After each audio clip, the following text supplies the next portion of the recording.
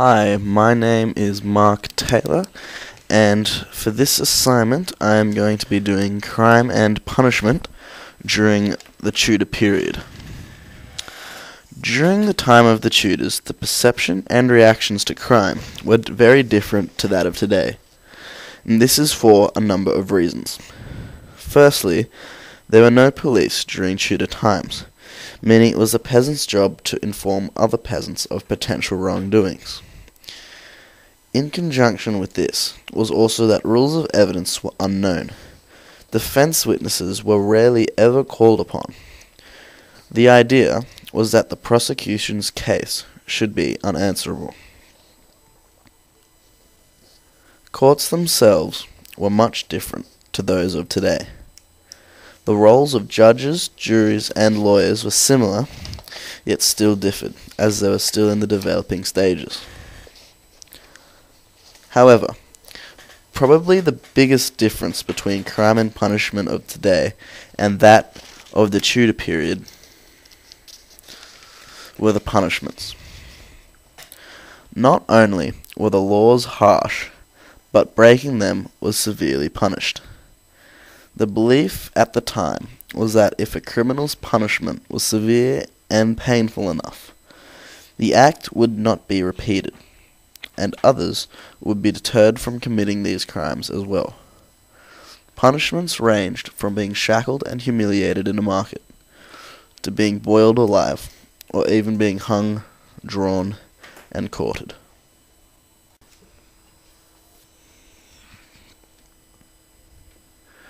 The first thing I'm going to talk to you about is law enforcement personnel. The highest that someone could be in this law enforcement ladder was a justice of the peace. Justices of the peace were appointed by the monarch.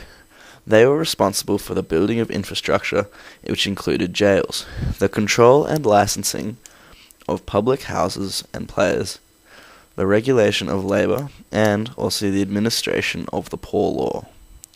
In criminal cases, a justice of the peace received and then investigated complaints. He would then call upon witnesses to appear at a trial. Justices of the peace were also in charge of examining the accused person and either place them in jail or release them on bail, while awaiting for their trial. Among with a number of other officers in the system, those who were in charge of collecting taxes, raising the alarm to capture a fugitive, and to actually enact the punishments ordered by magistrates were known as petty constables. Petty constables were responsible for the apprehension of criminals and were actually liable for a fine if they failed to do so.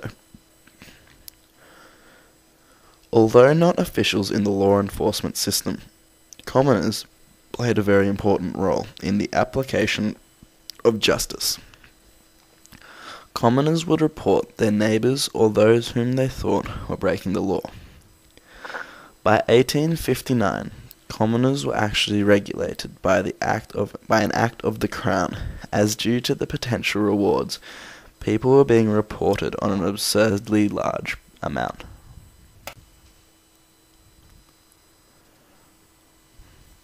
I'm now going to talk to you about prosecution. The criminal cases during Tudor times would be prosecuted on behalf of the Crown. Despite the lack of a dedicated police force, murder only accounted for a maximum of 15% of total cases. The most common charge during Tudor times was theft. As I talked about before, the majority of crimes were reported by commoners. In potential homicide cases, after discovering the victim's body, a coroner was called. The coroner would check the body for any sign of a struggle. For example, lacerations, bruises, or strangle marks. If the coroner decided that murder was the likely cause of death, the suspected felon would be imprisoned, and he would await his trial in jail.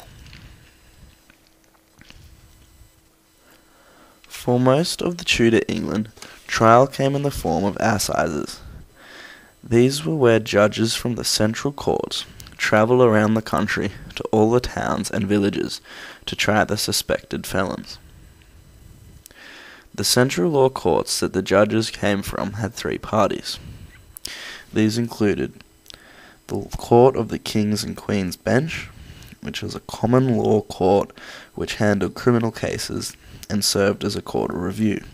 There was also the Court of Common Pleas, which was a common law court which handled debt, trespass, and other personal actions.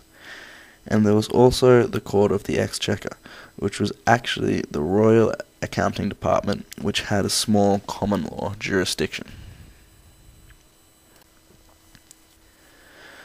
Criminal trials were very different during the time of the Tudors. To prove this, I will compare a murder trial during the time of the Tudors to one of today. In present times, for a suspect to be found guilty of murder, the evidence must be able to prove the suspect's actions beyond that of reasonable doubt. During the reign of the Tudors, this rule of evidence was unknown.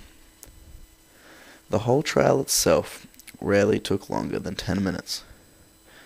The reason the trial was over so quickly was because the defendant charged with a felony was not allowed legal representation.